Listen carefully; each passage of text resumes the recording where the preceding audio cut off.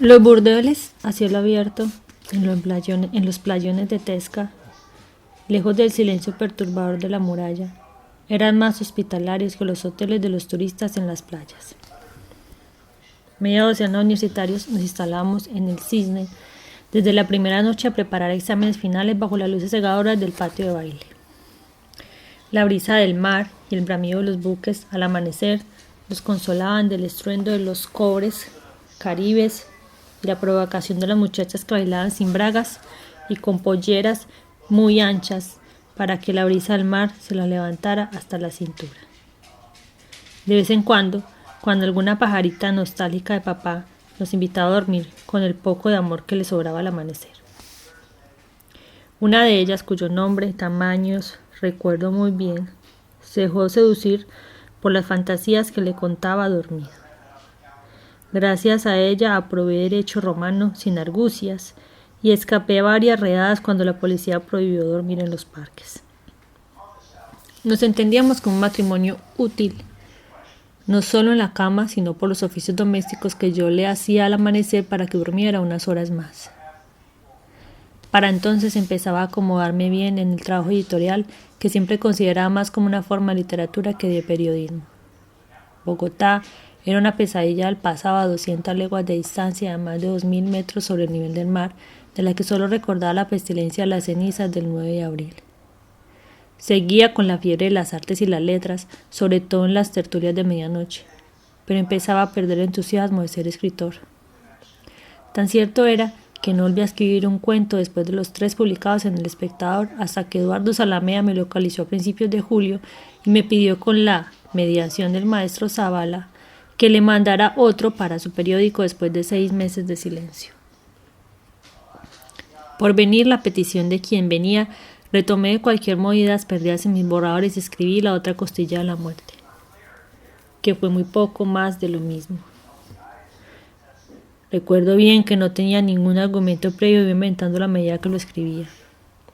Se publicó el 25 de julio de 1948 en el suplemento. Fin de semana, igual que los anteriores, y no volví a escribir más cuentos hasta el año siguiente, cuando ya mi vida era otra. Solo me faltaba renunciar a las pocas clases de derecho que seguía muy de vez en cuando, pero en mi última coartada para entretener el sueño de mis padres. Era mi última coartada para entretener el sueño de mis padres. Yo mismo no sospechaba entonces que muy pronto sería mejor estudiante que nunca en la biblioteca de Gustavo Ibarra Merlano, un amigo nuevo que Zábala y Rojas Erazo me presentaron con un gran entusiasmo. Acaba de regresar de Bogotá con un grado de la Normal Superior y se incorporó de inmediato a las tertulias de lo Universal y a las discusiones del amanecer en el Paseo de los Mártires. Entre la labia volcánica de Héctor y el escepticismo creador de Zábala, Gustavo me aportó el rigor sistemático que buena falta les hacía a mis ideas improvisadas y dispersas y a la ligereza de mi corazón. Y todo eso entre una gran ternura y un carácter de hierro. Desde el día siguiente me invitó a la casa de sus padres en la playa de Marbella, con el mar inmenso como traspatio y una biblioteca en un muro de 12 metros, nueva y ordenada, donde solo conservaba los libros que debían leerse para vivir sin remordimientos.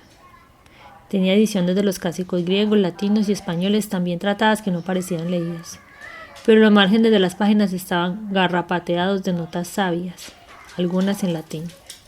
Gustavo las decía también de viva voz, y al decirlas se ruborizaba hasta las raíces del cabello, y él mismo trataba de sortearlas con un humor corrosivo. Un amigo me había dicho de él antes de que lo conociera: ese tipo es un cura. Pronto entendí por qué era fácil creerlo, aunque después de conocerlo bien era casi imposible creer que no lo era. Aquella primera vez hablamos sin parar hasta la madrugada y aprendí que sus lecturas eran largas y variadas, pero sustentadas por el conocimiento a fondo de los intelectuales católicos del momento, de quienes yo no había oído hablar jamás. Sabía todo lo que debía saberse de la poesía, pero en especial de los clásicos griegos y latinos que leían sus ediciones originales. Tenía juicios bien informados de los amigos comunes y me dio datos valiosos para quererlos más. Me confirmó también la importancia de que conociera a los 3 periodistas de Barranquilla, Cepeda, Vargas y Fuenmayor. de quienes tanto me habían hablado Rojas Erazo y el maestro Zábala. Me llamó la atención que además de tantas virtudes intelectuales y cívicas, nadara como un campeón olímpico con un cuerpo hecho y entrenado para hacerlo. Lo que más le preocupó de mí fue mi peligroso desdén por los clásicos griegos y latinos, que me parecían aburridos e inútiles, a excepción de la Odisea, que había leído a pedazos varias veces en el liceo. Así que antes de despedirme, escogió en la biblioteca un libro empastado en piel y me lo dio con cierta solemnidad. Podrás llegar a ser un buen escritor, me dijo, pero nunca serás muy bueno si conoces bien a los clásicos latinos.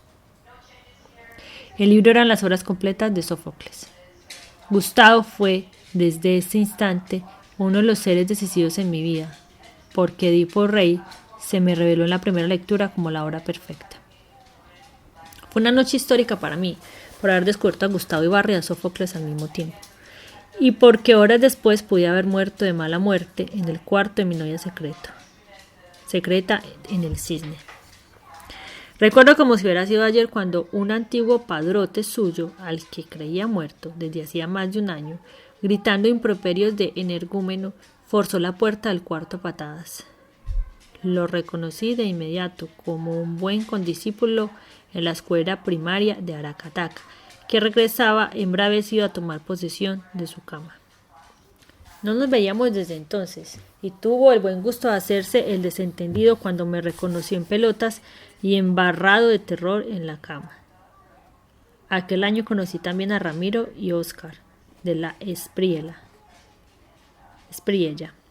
Conversadores interminables, sobre todo en casas prohibidas por la moral cristiana. Ambos vivían con sus padres en Turbaco, a una hora de Cartagena, y aparecían casi a diario en las tertulias de escritores y artistas de la Liga Americana. Ramiro, egresado a la Facultad de Derecho de Bogotá, era muy cercano al grupo de El Universal, donde publicaba una columna espontánea.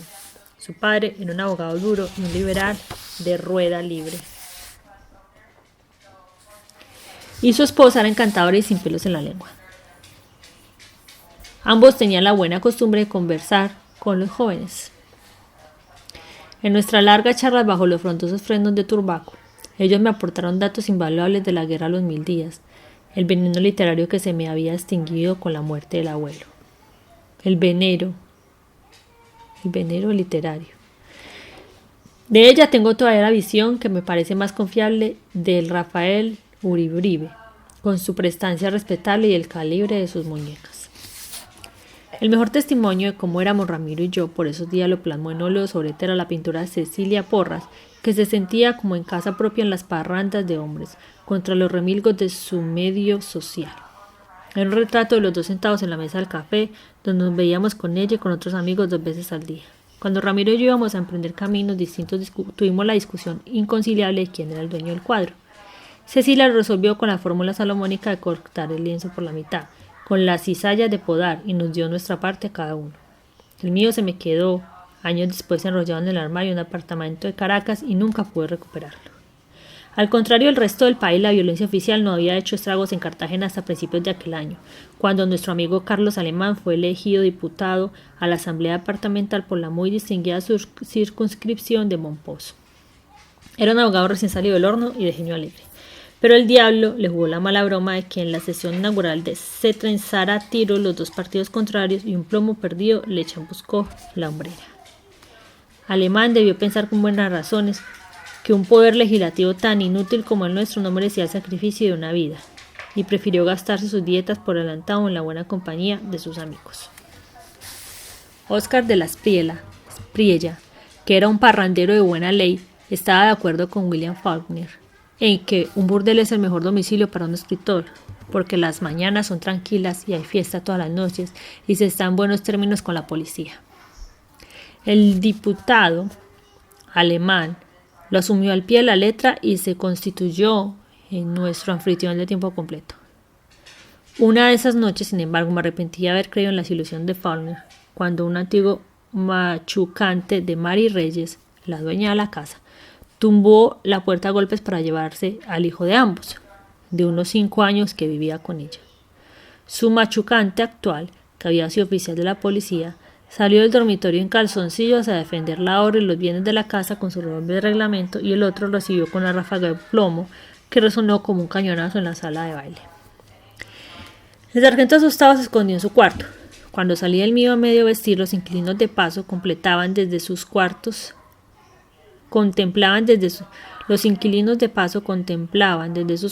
al niño que orinaba al final del corredor, mientras el papá lo peinaba con la mano izquierda y el revólver todavía humeante en la derecha.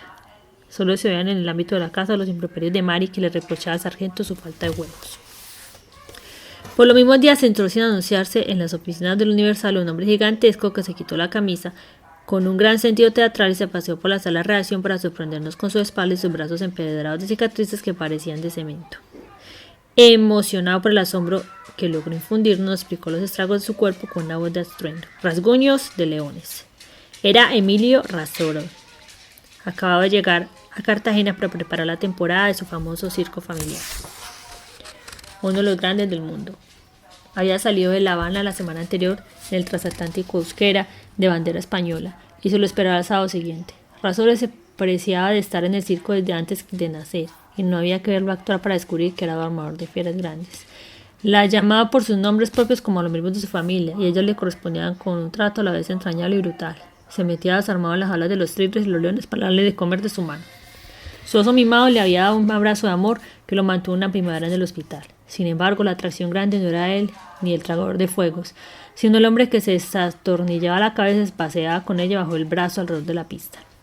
Lo menos olvidable de Emilio Razore era su modo de ser inquebrantable.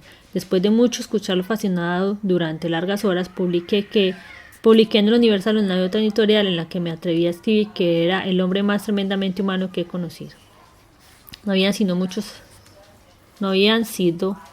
a mis 21 años, pero creo que la frase sigue siendo válida. Comíamos en la cueva con la gente del periódico y también allí se hizo creer con sus historias de fieras humanizadas por el amor. Una de esas noches, después de mucho pensarlo, me atreví a pedirle que me llevara en su circo, aunque fuera para lavar las jaulas cuando no estuvieran los tigres. Él no me dijo nada, pero me dio la mano en silencio. Yo lo entendí como un santo y seña del circo y lo di por hecho.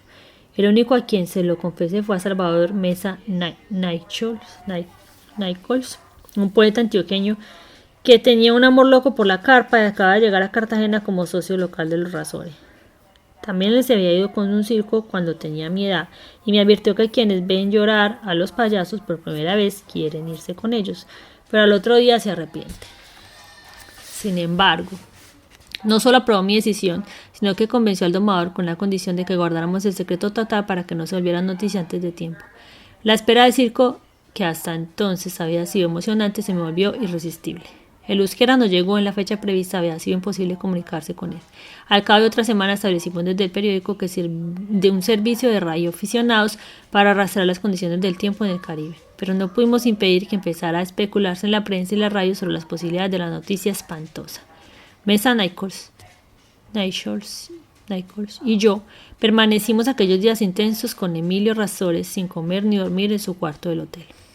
Lo vimos hundirse, disminuir de volumen y tamaño en la espera interminable, hasta que el corazón nos confirmó a todos que el euskera no llegaría nunca a ninguna parte, ni se tendría noticia alguna de su destino. El domador permaneció todavía un día encerrado a solas en su cuarto, y al siguiente me visitó en el periódico para decirme que 100 años de batallas diarias no podían desaparecer en un día. De modo que se iba a Miami sin un clavo y sin familia para reconstruir pieza por pieza y a partir de nada el circo sumergido. Me impresionó tanto su determinación por encima de la tragedia que lo acompañé a Barranquilla para despedirlo en el avión de la Florida. Antes de abordar, me agradeció la decisión de enrolarme en su circo y me prometió que me mandaría a buscar tan pronto como tuviera algo concreto. Se despidió con un abrazo tan desgarrador que entendí con el alma el amor de sus leones. Nunca más se supo de él. El avión de Miami salió a las 10 de la mañana del mismo día en que apareció mi nota sobre Razore, el 16 de septiembre de 1948. Me disponía a regresar a Cartagena aquella misma tarde cuando se me ocurrió pasear por el Nacional, un diario vespertino donde escribían Germán Vargas y Álvaro Cepeda, los amigos de mis amigos de Cartagena. La redacción está en un edificio carcomido de la Ciudad Vieja, con un largo salón vacío dividido por una baranda de madera. Al fondo del salón, un hombre joven y rubio en manga de camisa escribía en una máquina cuyas teclas estallaban como petardos en el salón desierto. Me acerqué, casi en puntillas, intimidado por los crujidos lúgubres del piso, y esperé en baranda hasta que se volvió a mirarme y me dijo en seco, con una voz armoniosa de locutor profesional: ¿qué pasa? Tenía el cabello corto, los pómulos duros y unos ojos diáfanos e intensos, que me parecieron contrariados por la interrupción. Le contesté como pude, letra por letra: soy García Márquez. Solo al oír mi propio nombre dicho con semejante convicción caí en la cuenta de que Germán Vargas podía muy bien no saber quién era, aunque en Cartagena me habían dicho que hablaban mucho de mí con los amigos de Barranquilla desde que leyeron mi primer cuento. El Nacional había publicado una nota entusiasta de Germán Vargas, que no tragaba crudo en materia de novelas literarias, pero el entusiasmo con que me recibió me confirmó que sabía muy bien quién era quién y que su afecto era más real de lo que me habían dicho. Unas horas después conocí a Alfonso Fuenmayor y a Álvaro Cepeda en la librería Mundo y nos tomamos los aperitivos en el Café Colombia. Don Ramón Vinges, el sabio catalán que tanto ansiaba y tanto me aterraba conocer. No había ido aquella tarde a la tertulia de las 6. Cuando salimos del Café Colombia con 5 tragos a cuestas ya teníamos años de ser amigos. Fue una larga noche de inocencia. Álvaro, chofer genial y más seguro y más prudente cuanto más bebía, cumplió el itinerario de las ocasiones memorables. En Los Almendros, una cantina al aire libre bajo los árboles floridos donde solo aceptaban a los fanáticos del Deportivo Junior, varios clientes armaron una bronca que estuvo a punto de terminar a trompadas.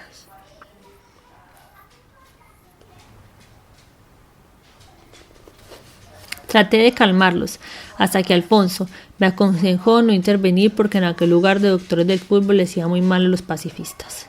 De modo que pasé la noche en una ciudad que para mí no fue la misma de nunca, ni la de mis padres en sus primeros años, ni la de las pobrezas con mi madre, ni la del Colegio San José, sino mi primera Barranquilla de adulto en el paraíso de sus burdeles. En el barrio chino eran 4 manzanas de músicas metálicas que hacían temblar la tierra, pero también tenían recodos domésticos que pasaban muy cerca de la Caridad. Había burdeles familiares cuyos patrones, con esposas e hijos, atendían a sus clientes veteranos de acuerdo con las normas de la moral cristiana y a la urbanidad de don Manuel Antonio Carreño. Algunos servían de fiadores para que las aprendizas se acostaran a crédito con clientes conocidos. Martina Alvarado, la más antigua, tenía una puerta furtiva y tarifas humanitarias para clérigos arrepentidos. No había consumo trucado, ni cuentas alegres, ni sorpresas venéreas. Las últimas madrazas francesas de la Primera Guerra Mundial, malucas y tristes, se sentaban desde el atardecer con la puerta de sus casas bajo el estigma de los focos rojos, esperando una tercera generación que todavía creyera en sus condones afrodisíacos. Había casas con salones refrigerados para conciliábulos de conspiradores y refugios para alcaldes fugitivos de sus esposas. El Gato Negro, con un patio de baile bajo una pérgola de astromerias, fue el paraíso de la marina mercante. Desde que lo compró una guajira oxigenada que cantaba en inglés y vendía por debajo de la mesa pomadas alucinógenas para señoras y señores. Una noche histórica en sus anales, Álvaro Cepeda y Quique Scoppel no soportaban el racismo de una docena de marinos noruegos que hacían cola frente al cuarto de la única negra, mientras 16 blancas roncaban sentadas en el patio y los desafiaron a trompadas. Los 2 contra 12 a puñetazo limpio los pusieron en fuga, con la ayuda de las blancas que despertaron felices y los remataron a silletazos. Al final, en un desagravio disparatado, coronaron a la negra en pelotas como reina de Noruega. Fuera del barrio chino había otras cosas legales o clandestinas, y todas en buenos términos con la policía. Una de ellas era un patio de grandes almendros floridos en un barrio de pobres, con una tienda de mala muerte y un dormitorio con 2 catres de alquiler. Su mercancía eran las niñas anémicas del vecindario que se ganaban un peso por golpe con los borrachos perdidos. Álvaro Cepeda descubrió el sitio por casualidad una tarde en que se extravió en el aguacero de octubre y tuvo que refugiarse en la tienda. La dueña lo invitó a una cerveza y le ofreció 2 niñas en vez de una, con derecho a repetir mientras escampaba. Álvaro siguió invitando amigos a tomar cerveza al lado de los almendros, no para que folgaran con las niñas, sino para que les enseñaran a leer. A la más aplicada les consiguió becas para que estudiaran en escuelas oficiales. Una de ellas fue enfermera en el hospital de Caridad durante años. A la dueña le regaló la casa y el parvulario de mala muerte. Tuvo hasta su instinción natural un nombre tentador: la casa de las muchachitas que se acuestan por hambre.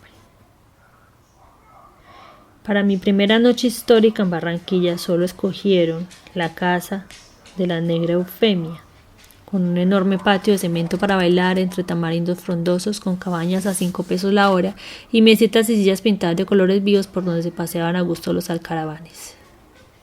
Eufemia en persona, monumental y casi centenaria, recibía y seleccionaba a los clientes en la entrada, detrás de un escritorio de oficina cuyo único utensilio inexplicable era un enorme clavo de iglesia. Las muchachas las escogía ella misma por su buena educación y sus gracias naturales. Cada una se ponía el nombre que le gustara y algunas preferían los que les puso Álvaro Cepeda con su pasión por el cine de México. Irma, la mala; Susana, la perversa; Virgen de medianoche. Parecía imposible conversar con una orquesta caribe extasiada a todo pulmón, con los nuevos mambos de Pérez Prado y un conjunto de bolores para olvidar malos recuerdos, pero todos éramos expertos en conversar a gritos. El tema de la noche lo había provocado Germán y Álvaro sobre los ingredientes comunes de la novela y el reportaje. Estaban entusiasmados con el que Johnny Hersey acaba de publicar sobre la bomba atómica de Hiroshima, pero yo preferiría, como testimonio periodístico directo, el diario del año de la peste, hasta que los otros me aclararon que Daniel Defoe no tenía más de 5 o 6 años cuando la peste de Londres, que le sirvió de molino. Por ese camino llegamos al enigma del Conde de Montecristo, que los 3 venían arrastrando discusiones anteriores como una adivinanza para novelistas. ¿Cómo logró Alejandro Dumas que un marinero inocente, ignorante, pobre y encarcelado sin causa pudiera escapar de una fortaleza infranqueable, convertido en el hombre más rico y culto de su tiempo? La respuesta fue que, cuando Edmundo Dantes entró en el castillo de If, ya tenía construido dentro de él al abate Faria, el cual le transmitió en prisión la esencia de su sabiduría y le reveló lo que le faltaba saber para su nueva vida, el lugar donde estaba oculto un tesoro fantástico y el modo de la fuga. Es decir, Dumas construyó 2 personajes diversos y luego los intercambió los destinos. De manera que cuando Dantes escapó,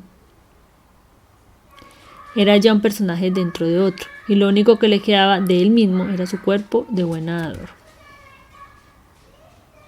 Germán tenía claro que Dumas había hecho marinero a su personaje para que pudiera escapar del costal de lienzo y nadar hasta la costa cuando lo arrojaran al mar. Alfonso, el erudito y sin duda el más mordaz, replicó que eso no era garantía de nada, porque el 60% de las tripulaciones de Cristóbal Colón no sabían nadar. Nada le complacía tanto como soltarle sus granitos de pimienta para quitarle al guiso cualquier regusto de pedantería. Entusiasmada con el juego de los enigmas literarios, empecé a ver sin medida el ron de caña con limón que los otros veían a sorbos saboreados. La conclusión de los 3 fue que el talento y el manejo de datos de Dumas en aquella novela, y tal vez en toda su obra, era más de reportero que de novelista. Al final me quedó claro que mis nuevos amigos leían con tanto provecho a Quevedo y James Joyce como a Conan Doyle. Tenían un sentido del humor inagotable y eran capaces de pasar noches enteras cantando boleros y vallenatos o recitando sin todo la mejor poesía del siglo de oro. Por distintos senderos llegamos al acuerdo de que la cumbre de la poesía universal son las coplas de don Jorge Manrique a la muerte de su padre. La noche se convirtió en un recreo delicioso que acabó con los últimos prejuicios que pudieran estorbar mi amistad con aquella pandilla de enfermos letrados. Me sentía tan bien con ellos y con el ron bárbaro que me quité la camisa de fuerza de la timidez. Susana la perversa, que en marzo de aquel año había ganado el concurso de baile en los carnavales, me sacó a bailar. Espantaron gallinas y caravanes de la pista y nos rodearon para animarnos. Bailamos la serie del mambo número 5 de Damaso Pérez Prado. Con el aliento que me sobró me apoderé de las maracas en la tarima del conjunto tropical y canté al hilo más de una hora de boleros y de Daniel Santos, Agustín Lara y Bienvenido Granda. A medida que cantaba me sentía redimido por una brisa de liberación. Nunca supe si los tres estaban orgullosos o avergonzados de mí, pero cuando regresé a la mesa me recibieron como a uno de los suyos. Álvaro había iniciado entonces un tema que los otros no le discutían jamás, el cine. Para mí fue un hallazgo providencial porque siempre había tenido el cine como un arte subsidiario que se alimentaba más del teatro que de la novela. Álvaro, por el contrario, lo veía en cierto modo como yo veía la música, un arte útil para todas las otras. Ya de madrugada, entre dormido y borracho, Álvaro manejaba como un taxista maestro del automóvil atiborrado de libros recientes y suplementos literarios del New York Times.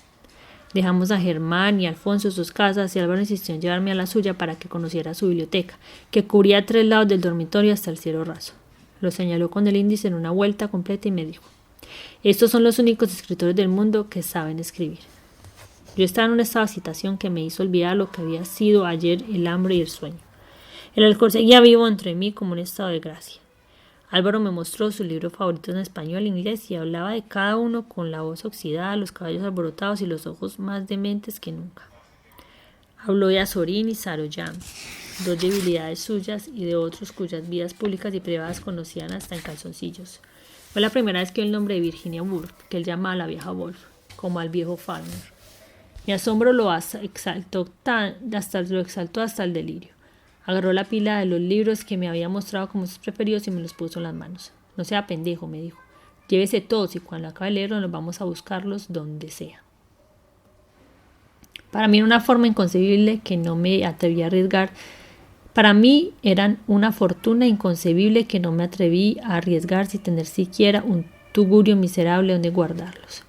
Por fin se conformó con regalarme la versión en español de la señora Dalloway de Virginia Woolf, con el pronóstico inapelable de que me la aprendería de memoria. Estaba amaneciendo. Quería regresar a Cartagena en el primer autobús, pero Álvaro insistió en que durmiera en la cama gemela de la suya. «¿Qué carajo?», dijo con el último aliento.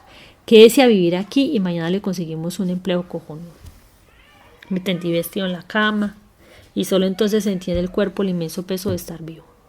Él hizo lo mismo y nos dormimos hasta las 11 de la mañana cuando su madre, la adorada y temida Sara Zamudio, tocó la puerta con el puño apretado creyendo que el único hijo de su vida estaba muerto. «No le haga caso, maestrazo», me dijo Álvaro, desde el fondo del sueño. «Todas las mañanas dice lo mismo y lo grave es que un día será verdad». Regresé a Cartagena con la aire de alguien que hubiera descubierto el mundo. Las sobremesas en casa de los Franco Múnera no fueron entonces con poemas del siglo de oro y los 20 poemas de amor de Neruda, sino con párrafos de la señora Dalloway y los delirios de su personaje desgarrado. Septimus Warren Smith. Me volví otro, ansioso y difícil, hasta el extremo de que a Héctor y al maestro Zabala les parecía un imitador consciente de Álvaro Cepeda. Gustavo Ibarra, con su visión compasiva del corazón caribe, se divirtió con mi relato de la noche de Barranquilla, mientras me daba cucharadas cada vez más cuerdas de poetas griegos con la expresa y nunca explicada decepción de Eurípides. Me descubrió a Melville, la proeza literaria de Moby Dick, el grandioso sermón sobre Jonás para los balleneros curtidos en todos los mares del mundo bajo la inmensa bóveda construida con costillares de ballenas. Me prestó la casa de los 7 tejados de Nathaniel Hawthorne, que me marcó de por vida. Intentamos juntos una teoría sobre la fatalidad de la nostalgia en la rancia de Ulises Odiseo, en la que nos perdimos sin salida. Medio siglo después la encontré resuelta en un texto magistral de Milán Kundera. De aquella misma época fue mi único encuentro con el gran poeta Luis Carlos López, más conocido como el Tuerto, que había inventado una manera cómoda de estar muertos sin morirse, y enterrados sin entierro y sobre todo sin discursos. Vivía en el centro histórico, en una casa histórica, la histórica calle del Tablón, donde nació y murió sin perturbar a nadie. Se veía con muy pocos amigos de siempre, mientras su fama de ser un gran poeta seguía creciendo en vida, como solo crecen las glorias póstumas. Le llamaba tuerto sin celo porque en realidad solo era estrábico, pero también de una manera distinta y muy difícil de distinguir. Su hermano Domingo López Escauriaza, el director del Universal, tenía siempre la misma respuesta para quienes le preguntaban por él. Ahí está. Parecía una evasiva, pero era la única verdad. Ahí estaba. Más vivo que cualquier otro, pero también con la ventaja de estarlo sin que se supiera demasiado, dándose cuenta de todo y resuelto a enterrarse por sus propios pies. Se hablaba de él como de una reliquia histórica y más aún entre quienes no lo habían leído. Tanto que, desde que llegué a Cartagena, no traté de verlo por respeto a sus privilegios de hombre invisible. Entonces tenía 68 años y nadie había puesto en duda que era un poeta grande del idioma en todos los tiempos, aunque no éramos muchos los que sabíamos quién era ni por qué, ni era fácil creerlo por la rara cualidad de su obra. Zabala, Rojas, Erazo, Gustavo Ibarra, todos sabíamos poemas suyos de memoria y siempre los citábamos sin pensarlo de manera espontánea y certera para iluminar nuestras charlas. No era huraño sino tímido. Todavía hoy no recuerdo haber visto un retrato suyo, si lo hubo, sino algunas caricaturas fáciles que se publicaban en su lugar. Creo que a fuerza de no verlo habíamos olvidado que seguía vivo. Una noche en que yo estaba terminando mi nota del día, escuché la exclamación ahogada de Zabala. Carajo, el tuerto.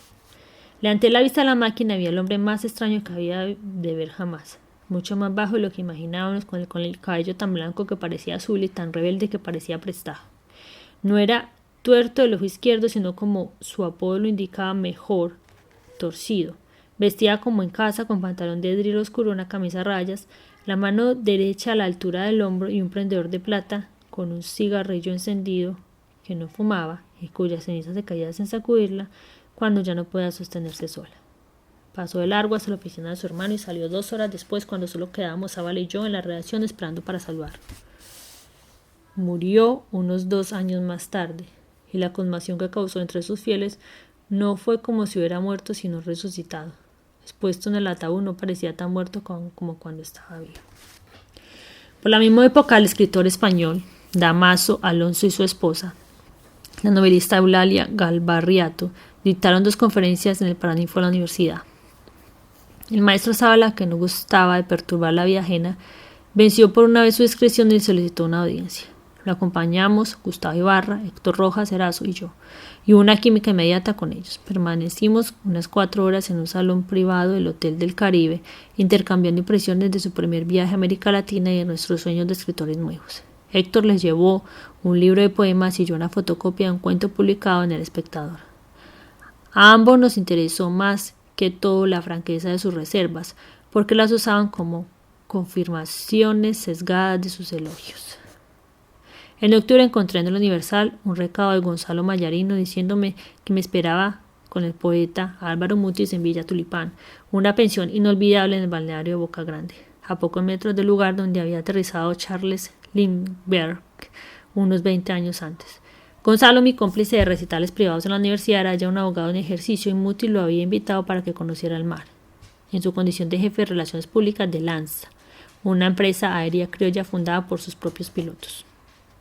Poemas de Mutis y cuentos míos habían coincidido por lo menos una vez en el suplemento Fin de Semana, y nos bastó con vernos para que iniciáramos una conversación que todavía no ha terminado, en incontables lugares del mundo durante más de medio siglo.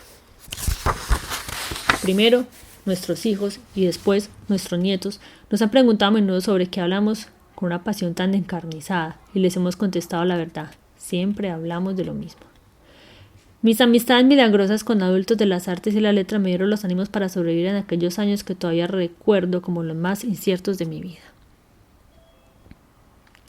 El 10 de julio había publicado el último punto aparte en el Universal al cabo de 3 meses arduos en que no logré superar mis barreras de principiante y preferí interrumpirlo con el único mérito de escapar a tiempo.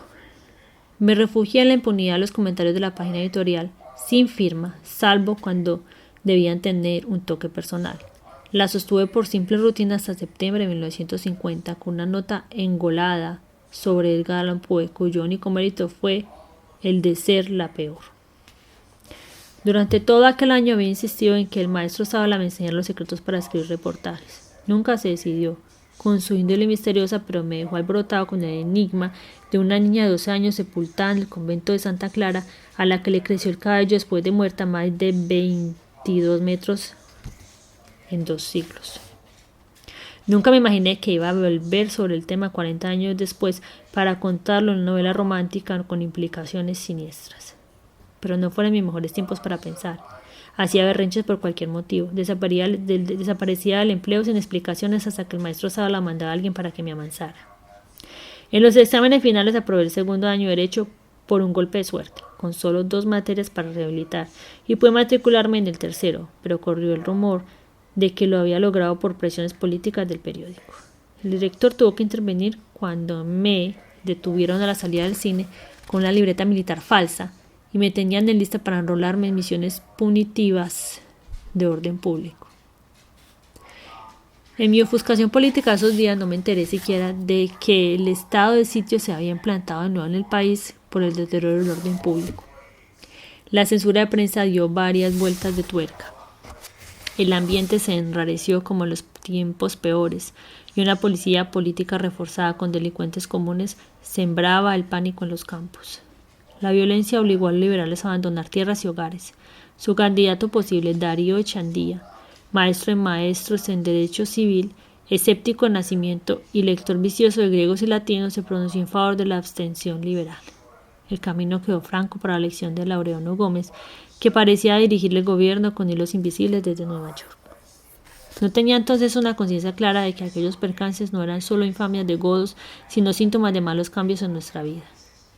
Hasta una noche de tantas en la cueva, cuando se me ocurrió hacer alarde de mi albedrío para hacer lo que me diera la gana. El maestro Zavala sostuvo en el aire la cuchara de la sopa que estaba a punto de tomarse, mirándome por encima del arco de sus espejuelos, y me paró en seco. Dime una vaina, Gabriel. En medio de las tantas pendejadas que haces, ¿has podido darte cuenta de que este país se está acabando? La pregunta dio en el blanco.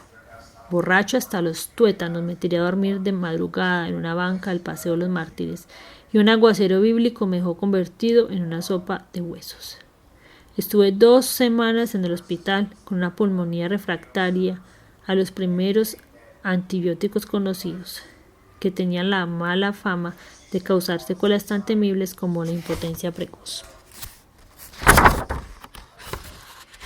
Más esquelético y pálido que de natura, mis padres me llamaron a Sucre para restaurarme el exceso de trabajo, según decían en su carta. Más lejos llegó el Universal, con un editorial de despedida que me consagró como periodista, escritor de recursos maestros, y en otra como autor de una novela que nunca existió y con un título que no era mío. Ya cortamos el heno. Más rara aún, en un momento que no tenía ningún propósito de reincidir en la ficción. La verdad es que aquel título tan ajeno a mí lo inventó Héctor Rojas Erazo al correr de la máquina, como uno de los aportes de César Guerra Valdés, un escritor imaginario de la más pura cepa latinoamericana creado por él para enriquecer nuestras polémicas. Héctor había publicado en el Universal la noticia de su llegada a Cartagena, y yo le había escrito un saludo en mi sección punto aparte con la esperanza de sacudir el polvo de las conciencias dormidas de una auténtica narrativa continental. De todos modos, la novela imaginaria con el bello título inventado por Héctor fue reseñada años después, no sé dónde ni por qué, en un ensayo sobre 1000 libros, como una obra capital de la nueva literatura. El ambiente que encontré en Sucre fue muy propicio a mis ideas de aquellos días. Le escribí a Germán Vargas para pedirle que me mandaran libros, muchos libros, tantos como fueran posibles, para ahogar en obras maestras una convalecencia prevista para 6 meses. El pueblo estaba en diluvio. Papá había renunciado a la esclavitud de la farmacia y se construyó a la entrada del pueblo una casa capaz para los hijos, que éramos 11 desde que nació. Eligio, 16 meses antes. Una casa grande y a plena luz, con una terraza de visitas frente al río, de aguas oscuras y ventanas abiertas para la brisa de enero. Tenía 6 dormitorios bien ventilados, con una cama para cada uno y no de 2 en 2 como antes, y argollas para colgar hamacas a distintos niveles hasta en los corredores. El patio sin alambrar se prolongaba hasta el Monte Bruto, con árboles frutales de dominio público y animales propios y ajenos que se paseaban por las alcobas. Pues mi madre, que añoraba los patios de su infancia en Barrancas y Aracataca, trató la casa nueva como una granja, con gallinas y patos sin corral y cerdos libertinos que se metían en la cocina para comerse las vituallas del almuerzo. Todavía era posible aprovechar los veranos para dormir a ventanas abiertas, con el rumor del asma de las gallinas de las perchas y el olor de las guanábanas maduras que caían de los árboles en la madrugada con un golpe instantáneo y denso. Suenan como si fueran niños, decía mi madre.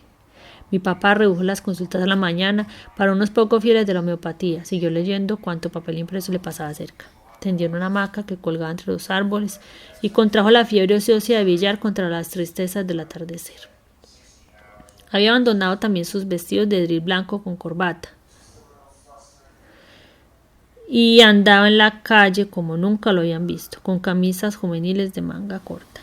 La abuela Tranquilina Iguarán había muerto 2 meses antes, ciega y demente, y en la lucidez de la agonía siguió predicando con su voz radiante y su dicción perfecta los secretos de la familia. Su tema eterno, hasta el último aliento, fue la jubilación del abuelo. Mi padre preparó el cadáver con azabaras preservativas y lo cubrió con cal dentro del ataúd para un pudrimiento apacible. Luisa Santiago admiró siempre la pasión de su madre por las rosas rojas y le hizo un jardín en el fondo del patio para que nunca faltaran en su tumba. Llegaron a florecer con tanto esplendor que no alcanzaba el tiempo para complacer a los forasteros que llegaban de lejos, ansiosos por saber si tantas rosas rozagantes eran cosa de Dios o del diablo. Aquellos cambios en mi vida y en mi modo de ser correspondían a los cambios de mi casa. En cada visita me parecía distinta por las reformas y mudanzas de mis padres, por los hermanos que nacían y crecían tan parecidos que era más fácil confundirlos que reconocerlos. Jaime, que ya tenía 10 años, había sido el que más tardó en apartarse del regazo materno por su condición de 6mesino, y mi madre no había acabado de amamantarlo cuando había nacido Hernando, Nanchi. 3 años después nació Alfredo, Ricardo, Cookie, y 1 año y medio después Eligio, Gillo, el último que en aquellas vacaciones empezaba a descubrir el milagro de gatear. Contábamos además los hijos de mi padre antes y después del matrimonio: Carmen Rosa en San Marcos y Abelardo, que pasaban temporadas en Sucre, a Germaine, a Nay, Emi, que mi madre había asimilado como suya con el beneplácito de los hermanos, y por último Antonio María Claret, Toño, criado por su madre en Cince y que nos visitaba con frecuencia. 15 en total, que comíamos como 30 cuando había con qué y sentados donde se podía. Los relatos que mis hermanas mayores han hecho de aquellos años dan una idea cabal de cómo era la casa en la que no se había acabado de criar un hijo cuando ya nacía otro. Mi madre misma era consciente de su culpa y rogaba a las hijas que se hicieran cargo de los menores. Margot se moría de susto cuando descubría que estaba otra vez encinta, porque sabía que ella sola no tendría tiempo de criarlos a todos. De modo que antes de irse para el internado de Montería, le suplicó a mi madre con absoluta seriedad que el hermano siguiente fuera el último. Mi madre se lo prometió, igual que siempre, aunque solo fuera por complacerla, porque estaba segura de que Dios, con su sabiduría infinita, resolvería el problema del mejor modo posible. Las comidas en la mesa eran desastrosas porque no había modo de reunirlos a todos. Mi madre y las hermanas mayores iban sirviendo a medida que los otros llegaban, pero no era raro que a los postres apareciera un cabo suelto que reclamaba su ración. En el curso de la noche iban pasándose a la cama de mis padres los menores que no podían dormir por el frío o el calor, por el dolor de muelas o el miedo a los muertos, por el amor a los padres o los celos de los otros, y todos amanecían apelotonados en la cama matrimonial. Si después de Eligio no nacieron otros fue gracias a Margot, que impuso su autoridad cuando regresó del internado y mi madre cumplió la promesa de no tener un hijo más. Por desgracia, la realidad ha tenido tiempo de interponer otros planes con las 2 hermanas mayores que se quedaron solteras de por vida. Aída, como en las novelitas rosas, ingresó en un convento de cadena perpetua, al que renunció después de 22 años con todas las de la ley cuando ya no encontró al mismo Rafael ni a ningún otro a su alcance. Margot, con su carácter rígido, perdió el suyo por un error de ambos. contra precedentes tan tristes. Rita se casó con el primer hombre que le gustó y fue feliz con 5 hijos y 9 nietos. Las otras 2, Ligia y Emi, se casaron con quienes quisieron cuando ya los padres se habían cansado de pelear contra la vida real. Las angustias de la familia parecían ser parte de las crisis que vivía el país por la incertidumbre económica y el desangre por la violencia política que había llegado a Sucre como una estación siniestra y entró a la casa en puntillas pero con paso firme. Ya para entonces nos habíamos comido las escasas reservas y éramos tan pobres como lo habíamos sido en Barranquilla, antes del viaje a Sucre. Pero mi madre no se inmutaba por su certidumbre ya probada de que todo niño trae su pan bajo el brazo. Ese era el estado de la casa cuando llegué de Cartagena, convaleciente de la pulmonía, pero la familia se había confabulado a tiempo para que no lo notara. La comidilla de dominio público en el pueblo era una supuesta relación de nuestro amigo Cayetano Gentile con la maestra de escuela del cercano caserío de Chaparral, una bella muchacha de condición social distinta a la suya, pero muy seria y de una familia respetable. No era raro, Cayetano fue siempre un picaflor, no solo en Sucre, sino también en Cartagena, donde había estudiado su bachillerato e iniciado la carrera de medicina, pero no se le conoció novia de planta en Sucre ni parejas preferidas en los bailes. Una noche lo vimos llegar de su finca en su mejor caballo, la maestra en la silla, con las riendas en el puño y él en ancas abrazado a su cintura. No solo nos sorprendió el grado de confianza que habían logrado, sino el atrevimiento de ambos de entrar por el camellón de la plaza principal a la hora de mayor movimiento y en un pueblo tan mal pensado. Cayetano explicó a quien quiso oírlo que la había encontrado en la puerta de su escuela a la espera de alguien que le hiciera la caridad de llevarla al pueblo a esas horas de la noche. Lo previne en broma de que iba a amanecer cualquier día con un pasquín en la puerta y él se cogió de hombros con un gesto muy suyo y me soltó su broma favorita. Con los ricos no se atreve. En efecto, los pasquines habían pasado de moda tan pronto como llegaron y se pensó que tal vez fueran un síntoma más del mal humor político que asolaba el país. La tranquilidad volvió al sueño de quienes los temían. En cambio, a los pocos días de mi llegada sentí que algo había cambiado hacia mí en el ánimo de algunos copartidarios de mi padre que me señalaron como autor de artículos contra el gobierno conservador publicados en el Universal. No era cierto. Si tuve que escribir alguna vez notas políticas, fueron siempre sin firma y bajo la responsabilidad de la dirección, desde que ésta decidió suspender la pregunta de qué había pasado en el Carmen de Bolívar. Las de mi columna firmada revelaban sin duda una posición clara sobre el mal estado del país y la ignominia de la violencia y la injusticia, pero sin consignas de partido. De hecho, ni entonces ni nunca fui militante de ninguno. La acusación alarmó a mis padres y mi madre empezó a encender velas a los santos, sobre todo cuando me quedaba hasta muy tarde en la calle. Por primera vez sentí alrededor de mí un ambiente tan opresivo que decidí salir de la casa lo menos posible. Fue por esos malos tiempos cuando se presentó en el consultorio de papá un hombre impresionante que ya parecía ser el fantasma de sí mismo, con una piel que permitía traducir el color de los huesos y el vientre abultado y tenso como un tambor. Solo necesito una frase para volverse inolvidable hasta más nunca. Doctor, vengo para que me saque un mico que me hicieron crecer dentro de la barriga. Después de examinarlo, mi padre se dio cuenta de que el caso no estaba al alcance de su ciencia y lo mandó a un colega cirujano que no encontró el mico que el paciente creía, sino un engendro sin forma pero con vida propia.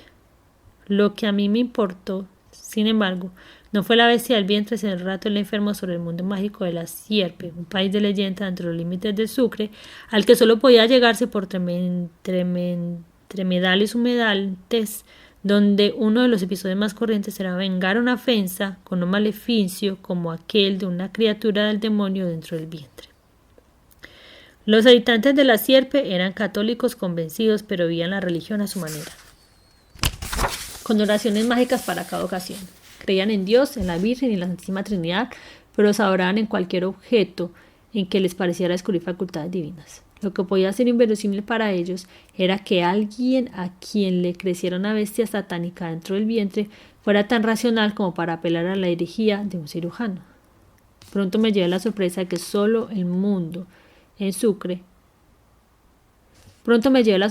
todo el mundo en Sucre conocía la existencia de la sierpe como un hecho real, cuyo único problema era llegar a ella a través de toda clase de tropiezos geográficos y mentales.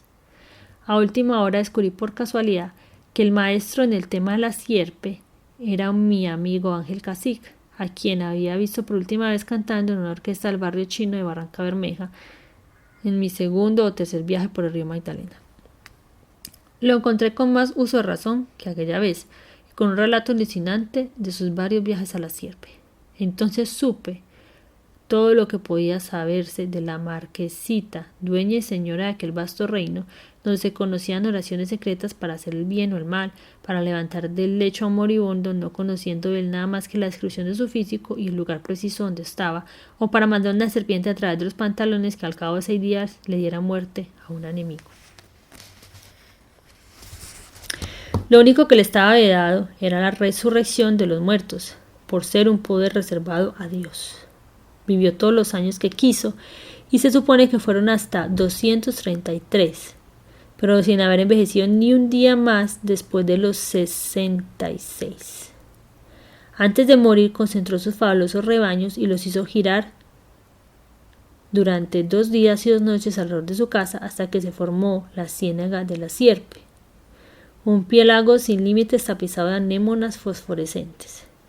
Se dice que en el centro de ella hay un árbol con calabozos de oro, a cuyo tronco está amarrada una canoa que cada 2 de noviembre, Día de Muertos, va navegando sin patrón hasta la otra orilla, custodiada por caimanes blancos y culebras con cascabeles de oro, donde la marquesita sepultó su fortuna sin límites. Desde que Ángel Cacique me contó esa historia fantástica, empezaron a sofocarme las ansias de visitar el paraíso de la sierpe encallado en la realidad.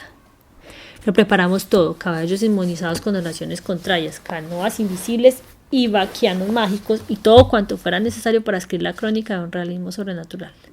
Sin embargo, las mulas se quedaron ensilladas.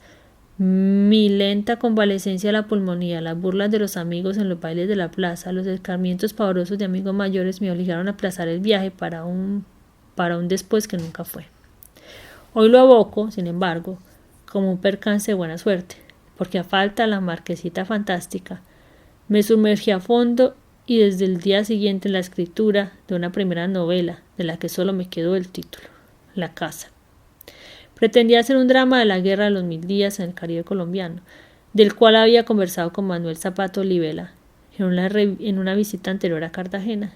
En esa ocasión, y sin relación alguna con mi proyecto, él me regaló un folleto escrito por su padre sobre un veterano de aquella guerra, cuyo retrato impreso en la portada, con el liqui y los bigotes chamuscados de pólvora, me recordó de algún modo a mi abuelo. He olvidado su nombre, pero su apellido había de seguir conmigo por siempre jamás. Buen día.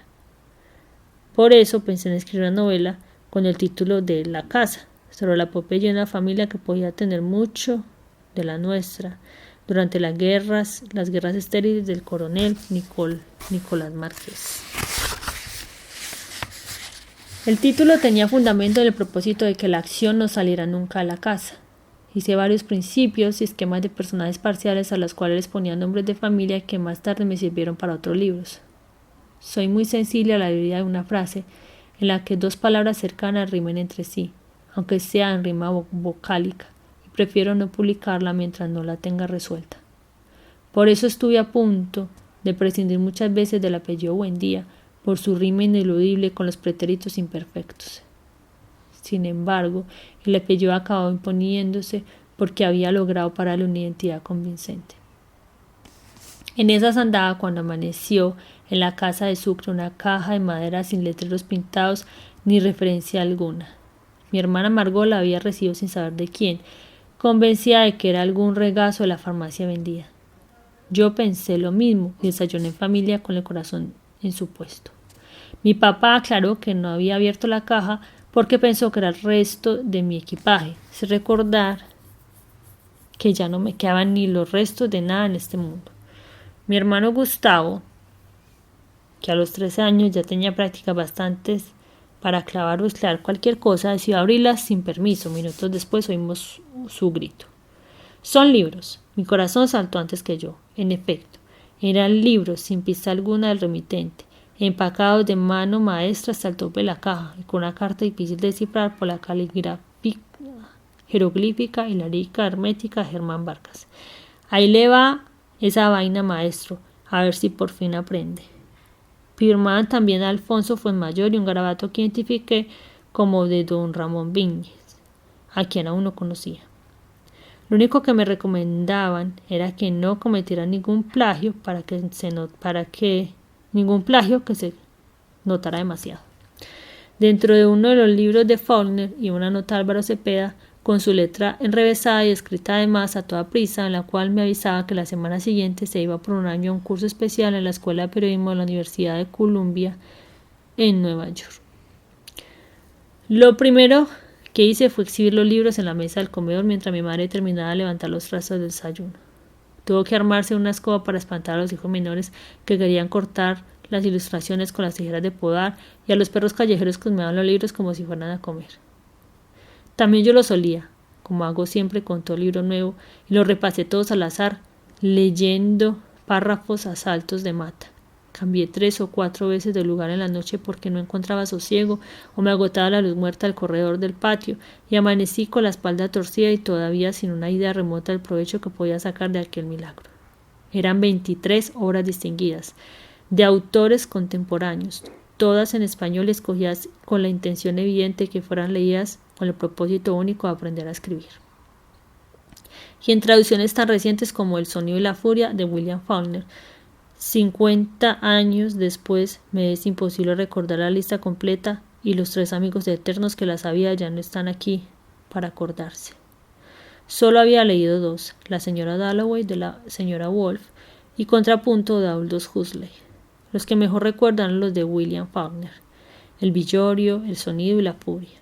Mientras yo agonizo y las palmeras salvajes. También Manhattan Transfer y tal vez otro, de John Dos Pasos, Orlando, La Virginia Woolf, de Ratones y de Hombres, y Las Viñas de la Ira, de John Steinbeck, El retrato de Jenny, de Robert Nathan y La Ruta del Tabaco, de Erskine Caldwell. Entre los títulos que no recuerdo a la distancia de medio siglo había por lo menos uno de Hemingway, tal vez de cuentos, que era lo que más le gustaba a él, de él a los 3 de Barranquilla, otro de Jorge Luis Borges, sin duda también de cuentos, y quizás otro de Felisberto Hernández, y el insólito cuentista uruguayo que mis amigos acaban de descubrir a gritos. Lo leí todos en los meses siguientes, a unos bien y a otros menos, y gracias a ellos logré salir del limbo creativo en que estaba encallado.